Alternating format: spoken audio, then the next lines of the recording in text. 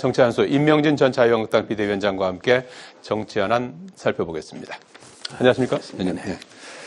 자, 광복절 말씀 나누기에 앞서서 오늘 있었던 관훈 토론회 관련해서 좀 여쭤봐야 될 것 같습니다. 지난번 추경호 원내대표에 이어서 오늘 박찬대 당대표 직무대행김 원내대표가 관훈 토론회를 했습니다. 그런데 여기서 여러 가지 이제 얘기가 있었는데 주목된 부분이 해병대원 특검법을 지금 야당 주도로 세 번째 발의한 상태 아니겠습니까? 그런데 이거를 이제 한동훈 대표가 지난번 전당대회 기간 중에 제시했던 제3자가 추천하는 그 특검, 그런 방식의 특검법을 수용할 수 있다 이렇게 밝혔습니다.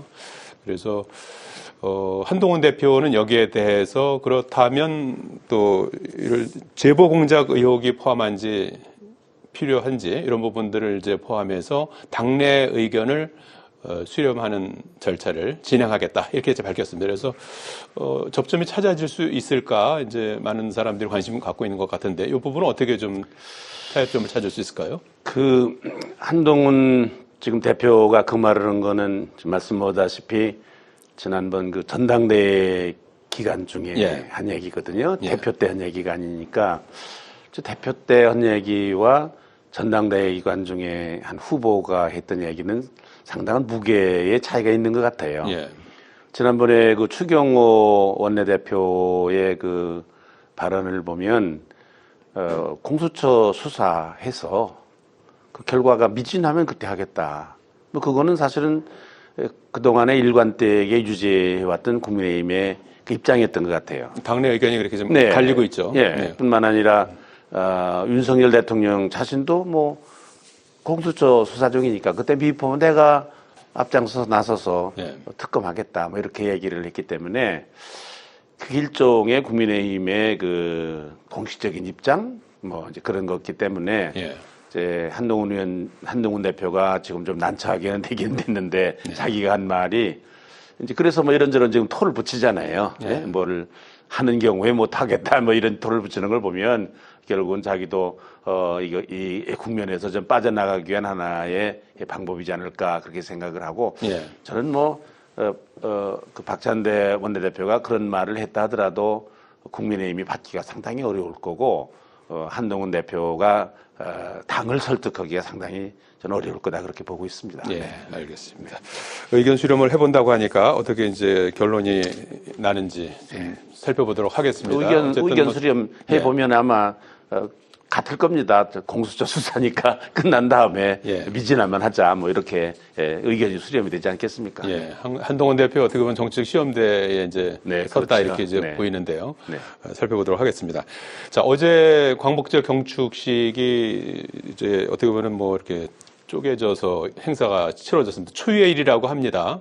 그래서 정부 여당이 이제 주관한 공식 그 정부 경축식이 세종문화회관에서 있었고 광복회와 야당은 백범 김구 기념관에서 별도로 같은 시간에 경축식을 열었습니다. 뭐 원인은 아시는 것처럼 이제 독립기념관장 김영석 관장 임명을 둘러싸고 광복회와 야당에서 친일, 뉴라이트다 이렇게 이제 규정을 하면서 임명 철회를 요구했는데 이제 이런 것들이 이제 받아들이지 않으면서 결과적으로 경축식이 이제 나뉘어서 열리지 않았습니까? 이 상황을 어떻게 보셨습니까? 날도 더워서 국민들이 많이 짜증스럽고 또 뭐 저 윤 대통령 말처럼 먹고 살기도 힘든데 좀 뜬금없는 일인 것 같아요. 왜 이런 일 때문에 이렇게 나라가 시끄러운가 하는 생각을 하거든요. 이건 뭐 얼마 전부터 있었던 일인 것 같은데 더군다나 지금 양쪽으로 나뉘어서 기념식을 한다. 이거는 1946년 해방된 이후 그리고 47년 처음이라고 그래요. 좌우 진영이 아주 심각하게 나눠졌을 때 그때 말고는 처음 있는 일이라고 그러지 않습니까? 물론 뭐 일각에서는 그 뭐 독립관장 임명 때문에 대통령이 정부가 좀 더 광복회장을 설득을 했으면 좋지 않겠는가 뭐 그런 얘기도 하긴 하지만 저는 그 광복회 회장이신 그 이종찬 회장님에게 조금 더 난 좀 유감이 있어요. 그래요? 이유는 그 국가원로시잖아요. 또 광복회 회장이시고 그동안 참 우리 나라의 어른이신데 국회도 나뉘어져서 저렇게 싸움을 하죠. 우리 진영이 다 싸움을 하거든 지금 나뉘어져 있거든요. 어제 뭐 서울 시내 길가에 나가도 그 양쪽 그 진영에서 지금 극심한 그런 대중 집회를 하잖아요. 네. 그 무더운 여름에. 이게 나뉘어졌는데 이것까지 이 기념식까지 이렇게 나뉘어져서 하도록 그분이 그렇게 하셔야 되는가? 네. 예? 더구나 기념식이라는 건 이러나 저러나 정부 주도로 해야 되는 거 아니겠습니까? 네. 광복회는 뭐 헌법단체도 아닌 것 같고 뭐 임의단체, 중의원 단체이기는 하지만 그런데 그 단체가 그 정부가 하는 그 기념식을 하는데 거기에 참여를 안 하고 혹시 참여를 안 하는 것까지는 난 잘 모르겠어요. 네. 그런 정도까지는. 그러나 그 따로 판을 열고 기념식을 하고 야당 의원들은 또 줄을 가서 뭐 국회의장도 가셨다는 얘기 아니에요? 그렇게 이게 나라가 꼴이 이게 뭔가. 국회의장은 별도로 현충원 참배를 하셨다고 그래요. 그러면 그러니까 그 이종찬 회장님이 뭐 무슨 문제가 있으면 물론 대통령에게 3번이나 편지를 했다 그러던데 뭐 언론에 보도되는 걸 보면 그 독립관장 기념관장 그거 임명하는 것도 그분도 그 추천위원 중에 한 분이었대요. 7분 중에 한 분이었고 그 위원장도 본래는 그 이종찬 회장님 보고 하라고 그랬는데 그분이 난 나이가 많아서 그 오 교수님인지 그분에게 허락을 해가지고 양보를 했다는 거예요. 네. 투표를 하고 오늘 아침 어느 신문에 보니까 투표 결과도 나왔더라고요. 네. 전부. 그 뭐 윤 대통령이 임명한 것도 아니잖아요.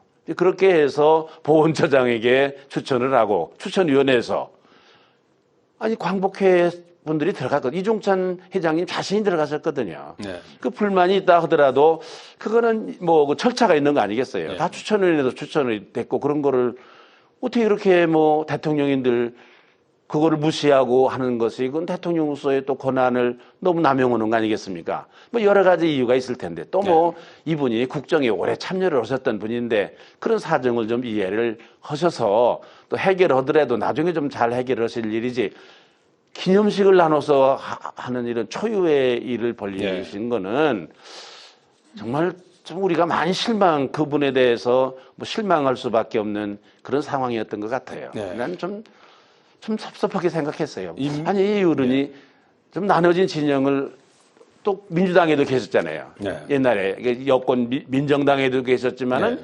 김대중 대통령이 하셨던 그 당에도 가셔서 네.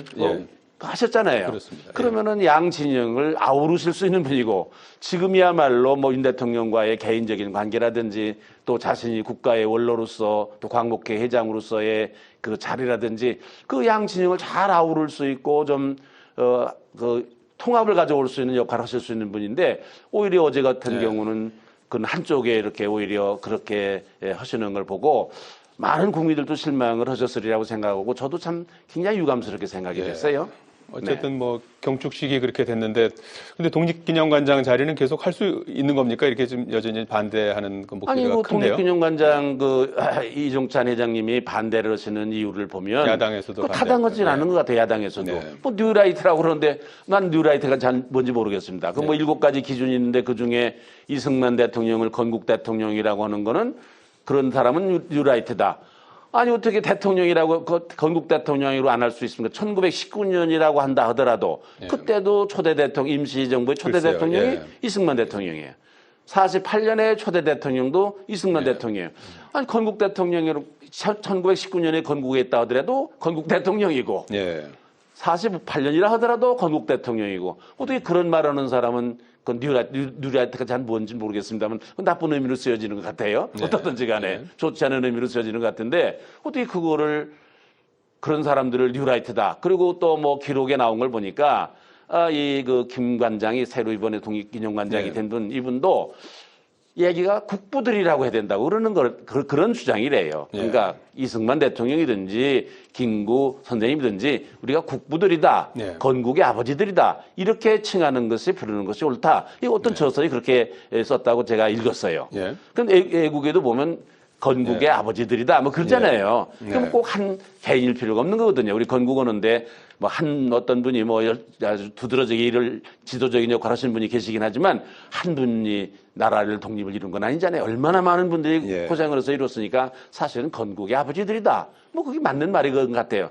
아마 김 교수도 김 관장도 아마 그런 입장을 지금 가지신 것 같은데 그 도대체가 그 김관장을 반대하는 그 이종찬 회장님의 이유가 또 야당의 이유가 납득할 수 없는 것 같아요. 객관적으로. 납득하기가 상당히 어려워요. 어쨌든 뭐 경축식이 이제 그렇게 됐고 그 이후에 대한 어떤 뭐 책임이랄까 이제 이런 부분 또 해법은 또 찾아야 될 것 같아요. 들리는 말로는 광복 회장님이 추천한 사람이 안 돼서 그렇다고 그러는데 아니 뭐 자기가 추천한 사람이 안 될 수도 있지. 정말 그게 사실이라고 그러면 상당히 유감스러운 일이죠. 그러나 뭐 어쨌든 이건 수습을 해야 될 문제는 문제입니다. 어제 경축사는 어떻게 들으셨습니까? 윤석열 대통령이 이제 8.15 통일 독트린이라는 거를 이제 내놓지 않았습니까? 이제 이 내용이 과거에 1994년도에 YS가 했던 민족 공동체 통일 방안을 이제 계승한 내용이라고 합니다. 근데 여러 가지 이제 세부 내용들이 있는데 그 중에서 이제 눈에 띄는 것이 남북 대화 협의체를 제안하지 않았습니까? 그래서 여기서 여러 가지 이제 문제들을 해법을 한번 모색해보자 이제 이런 얘기인데 지금 꽉 막힌 남북 관계를 풀 수 있는 그런 돌파구가 될 수 있을까요? 어떻게 생각하십니까? 그 뭐 야당에서도 그렇고 뭐 여권 일각에서도 그래도 광복절인데 일본에 대한 언급이 없는 거에 대해서 유감이다 뭐 그런 말을 하는데 저도 그거에 대해서 좀 그렇게 생각을 했습니다. 어떻든 광복절이라는 게 특별한 날인데 일본과 관계가 있는 건데 또 역사적인 사실을 우리가 되돌아보고 물론 뭐 이제는 뭐 일본을 무슨 뭐 비난한다든지 이제 그러는 단계는 우리가 지났다. 우리가 뭐 자신감에 넘쳐서 이제 그러는 거다. 뭐 그것 말을 이해가 가기도 하지만 어떻든지 간에 사람들에게 광복절인데 일본에 대한 언급이 있었으면 좋을 뻔했다. 뭐 그런 생각인데 또 하나 이제 통일에 대한 그 굉장히 중요한 뭐 8.15 독트린, 뭐 윤석열 독트린이나 통일 독트린이라고 그렇게 말할 수 있는 걸 발표를 했는데 뭐 제가 어제 자세히 들었습니다. 지금 남북 관계가 어느 때보다도 지금 어려운 때도 경색돼 있거든요. 심지어는 무슨 뭐 수해를 당했는데 뭐 인도적 지원을 하겠다는 것도 북에서 거절을 하고 뭐 북에서는 뭐 이제 우리는 민족도 아니다 뭐 적국이다 뭐 이런 지경까지 지금 가 있는 남북 관계가 완전히 경색되어 있는 이런 상황이거든요. 그런 의미에서 그런 상황 속에서 윤 대통령이 민족이다. 통일의 대상이다, 주체다, 뭐 이러는 것을 선언하는 거는 굉장한 의미가 있다고 생각해요. 북한이 뭐 민족적인 그런 그 개념을 지금 이게 무시하는 그런 상황 속에서 이제 그러나 현실적으로 지금 남북 관계를 볼 때 어제 윤석열 대통령이 제시한 그 여러 가지 방안이 실현될 수 있을까? 그건 상당히 의문이에요. 그럼에도 불구하고 어떻든지 간에 선언적인 의미, 어떤 그 우리 정부의 방향이라든지 통일의 방향이라든지 앞으로 남북 관계의 정책이라든지 이런 거를 천명한 거는 그거는 뭐 현실성이 있든지 없든지 간에 선언이기 때문에 그건 굉장히 중요하고 필요한 일이었다고 생각을 합니다. 이제 문제는 이제 그동안에 어떻든지 간에 우리 정부가 북한은 모두 폐쇄적이었지만 우리 정부가 남북 관계에 대해서 또 적극적으로 뭘 해보려고 그러는 노력이 좀 부족하다라는 게 일반적인 그런 그 평안이에요. 그러나 이제 이번 계기를 통해서 뭐 실무 협의회도 구성하자. 그게 쉽게 되지는 않을 겁니다. 지금 벽이 뭐 마주쳐야지. 그렇죠. 뭐 북한의 입장을 보면 지금 현재 입장을 보면 쉽지는 않을 겁니다. 그래도 어떻든지 간에 그걸 우리가 제안을 하면서 꾸준히 노력을 하는 그런 일이 필요하다고 생각합니다. 이대로 갈 수는 없거든요, 남북 관계가. 그래서 그런 의미에서 선언적인 의미에서는 굉장히 중요한 그런 그 의미가 있고요. 실제적인 현 상황 속에서는 이게 상당히 조금 현실성이 없는 것처럼 보이지만 그래도 어떤 노력을 해야 될 그런 과제로 주어졌다. 그렇게 생각을 합니다. 선언적인 의미라도 지금 해야 될 때다. 굉장히 중요하죠. 좀 더 노력을 해야 되겠다. 이제. 특별히 북에서 우리 뭐 다른 나라다 이런 적국이다 뭐 옛날에는 뭐 통일의 대상으로 북에서도 생각을 했거든요. 그런데 이제 아니라는 거 아닙니까? 다른 나라다 이러는 상황 속에서 우리가 아니다. 우리 같은 민족이다. 통일의 대상이다. 같이 살아야 될 민족이다. 이러는 것을 선언하는 것은 굉장한 의미가 있다고 생각합니다. 적절했다고 생각해요. 자, 지금 여야가 서로 지금 의원 제명안을 하겠다고 지금 맞부딪히고 있는 상황입니다. 그저께 법사위에서 검사 탄핵 청문회가 있었지 않습니까? 거기에서 얼마 전에 이제 권익위 간부가 김건희 여사 명품백 관련해서 조사를 지휘하던 간부가 스스로 목숨 끊는 일이 있었지 않습니까? 그래서 그거를 놓고 여야 간 공방이 있던 와중에 전현희 의원이 이제 김건희 여사를 이제 지칭하면서 이제 책임이 있다 이런 취지로 얘기한 거를 갖고 이제 국민의힘이 108명 전원 명의로 제명 결의안을 제출했습니다. 여기에 맞서서 또 민주당은 그 와중에서 이제 송석준 의원이 반대로 전현 의원 그 권익위원장도 하셨는데 책임이 또 있지 않느냐 이렇게 한 거를 또 걸어서 또 제명으로 맞선 그런 상황이에요. 굉장히 강대강으로 맞부딪히고 있는 상황 어떻게 보시는지요? 지금 우리 국회를 보면서 이게 정말로 정치가 이래도 되는가? 에? 우리가 저런 사람을 대표로 정말 뽑았는가 할 만큼 실망스러운 일이 많이 있어요. 예. 아무리 그렇다 하더라도 전현희 의원이 대통령 부인이든지 대통령을 가리켜서 살인자다. 그건 인과관계도 없는 거 아니에요, 사실은. 그런 말을 막말을 하는 거는 난 정말로 그건 이해할 수가 없는 일인 것 같아요. 아무리 우리가 정치의 공방이 있는 것이 국회이기도 하고 뭐 이런저런 과한 말을 하기도 하지만은 그건 너무 지나친 말이고 이해할 수 없는 말 아닙니까? 네. 뭐 송석준 의원이 아니 당신 권익위원장 하면서 그때 책임이 없는 거냐 뭐 그런 얘기는 사실은 직접적인 관계가 있으니까 얘기를 할 수 있는 거지만은 그 말도 이제 과하다고 이제 제명을 추진하겠다는 거죠. 글쎄 그거는 뭐 그 전현희 의원이 한 거에 비하면은 저는 뭐 네. 그걸 제명을 해야 된다고까지 할 만한 일은 나는 말은 네. 아니라고 생각이 듭니다. 네. 아무리 뭐 생각을 하더라도 그런 건데 대통령과 대통령 부인에게 다른 말도 아니고 뭐 책임이 있다 뭐 그런 말을 하는 것도 아니고 네, 알겠습니다. 아주 뭐 막말을 그 국가 어떤 원수에게 네. 한 거는 정치 공방을 넘어선 네. 그건 상당히 몰상식은 그런 난 말이라고 생각합니다. 예, 사실은요. 예, 알겠습니다. 네. 자, 끝으로 지금 국민의힘에서 총선 백서 초안이 나왔습니다. 그래서 아마 이제 최고위 의결을 거쳐서 이제 공표가 될 것 같은데 그동안에 그 총선 패배 원인과 관련해서 과연 어떻게 서술이 될 것인가 이제 이런 부분이 추미애 관심사였는데 시간이 워낙 이제 한 4개월 지나와서 과연 어떤 그 영향을 줄까 싶긴 합니다만은 한동훈 대표와 이제 김건희 여사의 문자 논란으로 인한 당정 갈등이라든지 그다음에 뭐 이조 심판론 같은 어떤 선거 캠페인이 어떤 뭐 총선 패배 원인이다 뭐 이런 내용들이 담겼다고 하는데요. 어떻게 전망하시는지요? 총선 백서가 이제서 나온 거는 뒷북치는 거죠. 아니 총선 백서가 나온 다음에 전당대회를 치러야 이게 마땅한 일인데 네. 상식적으로 이제 나오는 게 참 무슨 순서가, 의미가 있을까? 순서가 바뀌었습니까? 무슨 의미가 있을까? 저는 그런 생각을 합니다. 예. 무슨 얘기가 나왔다 하더라도 총선 백서라는 게 당에 도움이 돼야 되는데 예. 지금 그게 무슨 도움이 될까? 적어도 전당대회라는 것이 총선에 대한 하나의 평가해야 되는 거 아니겠습니까? 이제 그런 의미에서 저게 무슨 의미가 있을까 생각을 하는데요. 아마 뭐 김건희 여사와 한동훈 그 대표 간의 그 문자 공방은 그건 뭐 총선 때는 있었던 일이 아니었기 때문에 막 그게 총선에 영향을 미쳤다면 그거는 뭐 그게 이제 뒤늦게 드러난 거죠. 뒤늦게 드러난 거니까 네. 그거는 뭐 총선과 직접적인 관계는 없다고 생각을 하고 다만 저는 이런 생각을 합니다. 뭐 총선이라는 거 중간평가의 성격이 있는 거니까 네. 1차적으로는 뭐 윤 대통령과 정부의 책임이 있죠. 네. 누가 뭐라고 해도 상식적으로 그렇지 않겠습니까? 두 번째 책임은 그런 상황 속에서도 총선을 맡아서 그런 상황 속에서 총선을 맡아서 승리를 해야 될 책임을 졌던 한동훈 대표가 지금 네. 대표가 그때 비상대책위원장이 예. 책임이 있는 거죠. 그거 뭐 총선 백서 내나마나 그걸 왜 이제서 냈는지 난 이해할 수가 없어요. 순서가 바뀌었다. 예, 그렇습니다. 네. 알겠습니다. 여기까지 듣겠습니다. 네, 고맙습니다. 감사합니다. 네.